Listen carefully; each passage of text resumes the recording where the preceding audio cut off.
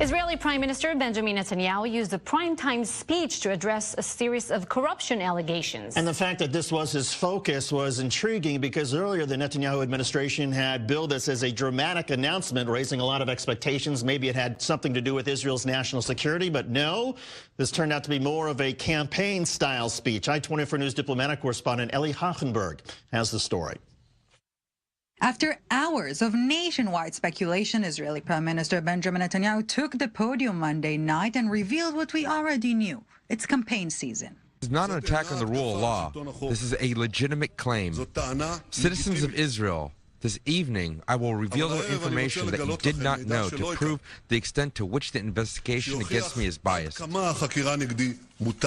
And indeed, with all due respect to his political competitors, it appears time and again that the only thing that can bring Netanyahu down are the investigations against him. 3 of them already concluded by police with a recommendation, yes, to indictments. And now this is the final stage, all up to the Attorney General to decide. But when? In the middle of election season or afterwards? Netanyahu is saying it is all political, not the Attorney General, but the pressure on him.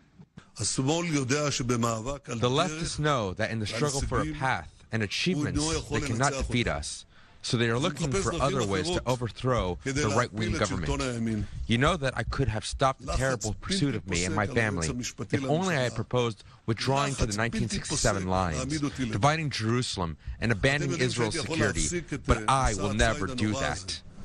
And now to perhaps the new revelation, Netanyahu claiming I asked to be confronted with the high-profile state's witnesses, many of them former close associates of the premier. I was refused to, Netanyahu said twice, and now I'm asking for the 3rd time publicly. Why do they refuse to allow me this confrontation, which is so necessary to clarify the truth? What do they have to fear? What do they have to hide? I'm not afraid. I have nothing to hide. So tonight, I repeat this demand for a confrontation with the state witnesses. For my part, this conflict should be alive. Let the public see everything, hear everything, know the truth. The Justice Ministry quick to react, saying that the investigations, plural, were all conducted in a professional and thorough manner and that they have no intention, since the process is still ongoing, to address the issue any further in a public manner. But perhaps the essence of the story is not the content of the speech, but rather its mere being. For almost 4 hours since Netanyahu's team sent out a vague message on a dramatic statement and refused to disclose any details, the entire country and the media in particular were busy talking about him and about him only. In the ongoing arm wrestling between Netanyahu and the media over who is dictating the agenda, who is dictating the timetable, who is ruling the discourse, Netanyahu appears once again to be victorious. That was diplomatic correspondent Eli Hachenberg in Tel Aviv. In Israel, there are reports that 3 Iraqi delegations have visited Jerusalem in recent months. 15 leaders from the Arab nation have reportedly met with Israeli government officials and academics. The report says that the trips were made in secret. Israel and Iraq do not have formal diplomatic relations, and they have technically been at war for decades. To discuss this, let's bring in Mark Ginsburg, former U.S. ambassador to Morocco. And Mark, what was your reaction when you heard about this secret trip by the Iraqis to Israel? I was pleasantly surprised, David, because after all, it is not, you know, on a normal day's occurrence that you have Iraqis coming to Israel, even though there are so many Iraqi Jews in Israel right now who immigrated from Iraq. We're far from seeing full normalization of ties between Israel and Arab states, certain Arab states, but we are seeing some progress now with Iraq, also with Egypt, and of course some Gulf states. Who deserves the credit for it? Is it Prime Minister Benjamin Netanyahu? Is it maybe by part President Trump for making this coalition between moderate Muslim countries? Would you be surprised if I said the supreme leader of Iran is largely responsible for this? It's a great answer. The fact is that Mr. Netanyahu deserves credit for dispatching his Mossad chief, Yossi Cohen, and other emissaries in Dori Gold and others to help develop ties both through bank shots or directly to Arab states. I just want to point out, I'm familiar that some of the Iraqis have also come in secretly by private plane guys through Cyprus in order not to, shall we say, upset the apple cart, the delicate balance in Iraq. I think there's a caveat here we should be careful of. When you step into Iraqi politics right now, unlike other Sunni Arab states where there are dictators at the top, you enter at your own risk because it involves perhaps Sunni leaders, perhaps Shiite leaders. The question really is, who are these people and do they reflect adequately the leadership that is emerging from Iraq, or are these largely Sunnis who are dissatisfied with the Shiite regime in Iraq? So never mind the Iraqi domestic politics. Mark, you mentioned the Grand Ayatollah of Iran. What is the Iraqi concern if Iran were to find out that some Iraqis were somehow meeting with Israelis? Well, let's put it this way. They already know, number one. And number two, Iran plays a far too dangerous a role inside Iraq right now. As you know, David, the Shiite militias that are now inside Syria, many of them have been organized by Iran. Many of those who are colonizing the ramparts opposite the Golan Heights right now emanate from Shiite sections of Iraq. So it's a very dangerous place right now insofar as trying to determine what exactly Iran would do and how it would go about doing it. Mark, what should Palestinians be reading into these headlines that Iraqi delegations are going to visit Israel, that Oman now lets Israel use its airspace, that President Sisi of Egypt is talking on live TV about having security cooperation with Israel in the Sinai? Tal, it's the best news possible. It's really the worst nightmare for the Palestinian leadership. This goes hopefully to the undergirding of what could eventually emerge as the ultimate deal between the Israelis and the Sunni Arab states brokered by the Trump administration. The Palestinians are furious at the ongoing negotiations and secret ties that are emerging between Israel and the Arab states for fear of being encircled and, in effect, cut off at the pass of their demands that they're trying to enforce on Israel through multilateral institutions. Mark Ginsburg, former U.S. ambassador to Morocco. And Mark, always great having you on the program. Thank you. Sure. 2 Americans accused of fighting for the Islamic State have reportedly been captured in Syria. They've been identified as Warren Christopher Clark and Zaid Abdelhamid. They were apprehended in a counterterrorism raid near the Iraqi border by the Kurdish-led militia known as the SDF. That's the Syrian Democratic Forces. A letter and a resume that Clark reportedly sent to Islamic State looking for a teaching job, well, those were also seized.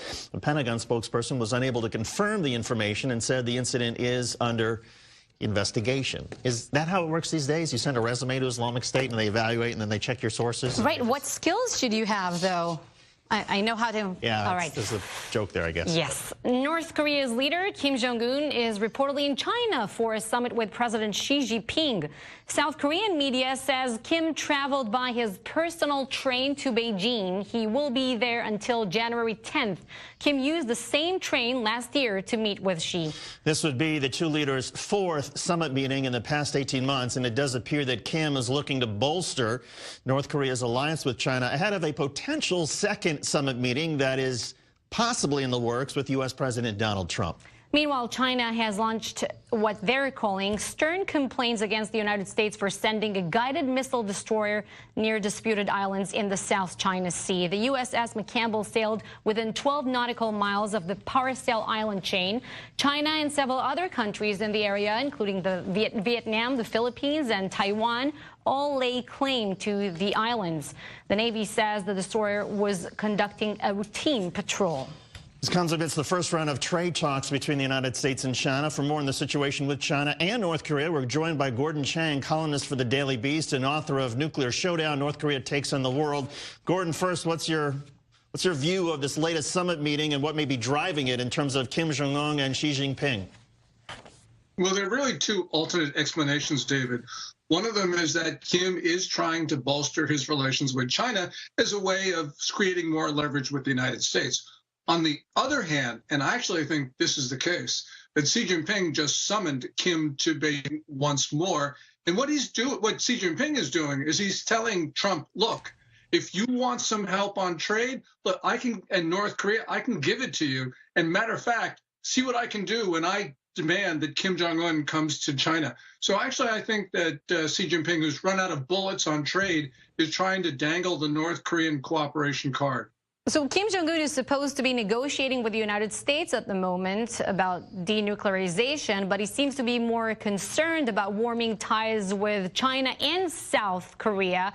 Should this really worry President Trump? You know, China's ties with North Korea, I think that President Trump can deal with this. He can, for instance, go after the Chinese banks and put Beijing in a place where we want it to be. I'm much more concerned about Kim Jong-un's relationship with Moon Jae-in, the South Korean president, because Moon is very pro-North Korea. He's very anti-American. He's undermining democracy in South Korea. And he's driving South Korea in a direction which is very difficult for us to follow him. And whenever the U.S. and South Korea are not on the same page, things generally go wrong on the Korean Peninsula. So I think that Kim spent a lot of his New Year's message directed to Moon. That's the thing that we really should be concerned about. And as far as the South China Sea, the U.S. Navy says, oh, it was just a routine patrol that the U.S. destroyer was engaged in. But, Gordon, it's hard to believe that anything is routine these days in the South China Sea. You know, nothing's routine, but, you know, we have to do this. We have to defend freedom of navigation. We cannot allow the Chinese to close off the global commons, because if they do it, the Russians will be emboldened to do that in the Black Sea, and we'll have other countries also claiming international water. So although people may look at the timing about this and say, well, maybe it's related to trade talks, maybe it's related to North Korea, I really don't know. I just think that we need to do this, and the timing be damned. It has been reported that U.S. and North Korean officials have met secretly in Hanoi in Vietnam to discuss a second summit between President Trump and Kim Jong-un. Do you really think, Gordon, that more FaceTime for the two leaders is what's going to solve the stalemate we have now? No. I think that a second summit between the two leaders at this time is ill-advised from the American perspective. The North Koreans, after the June summit, did not take advantage of the favorable atmosphere that President Trump created. They have not given up their missiles or their nukes. Matter of fact, they've done the opposite. They've upgraded their facilities. They produced more fissile material. They're delaying. They're stalling. So the United States needs to bring the hammer down on Kim Jong-un. And until we do that, we're going to have, more unfavorable developments. Gordon Chang, columnist for the Daily Beast, and he's also the author of Nuclear Showdown, North Korea Takes on the World. Gordon, thanks as always. We appreciate it. And I suggest another title. What? A part of the negotiations team for the U.S. Yeah, I mean, it's such a great job. You know, it's so interesting because the Trump administration faces a choice. As Gordon was mentioning, North Korea continues to cheat on sanctions. So does the United States essentially ramp up the sanctions now against North Korea, which would be an acknowledgement that there's been no real progress for the last 6 months, or do they ignore And it? how can you ramp up the sanctions without having China and South Korea on board? Absolutely. When Crossroads returns, he's got to have it. The president could work around Congress to get his border wall one way or the other. Plus, in Washington, D.C., the U.S. Supreme Court was in session on this day, minus that Justice, Ruth Bader Ginsburg.